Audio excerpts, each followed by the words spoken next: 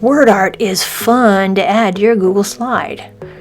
Alright, so I have this slide here that I've put some background color on, and I'm going to click insert, and I'm going to go down to, of course, word art, and I'm going to type in here what I want it to say, because it's going to make it into an image for me. So here we go.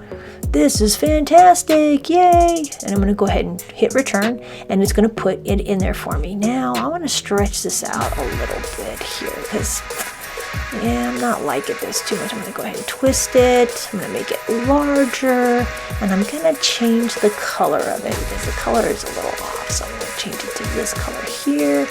Change the outside to like this white color. Alright, there it is. And now I've made some word art. Now again, it's like an image on the slide.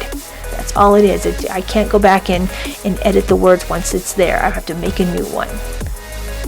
But there it is. Word art. So fun.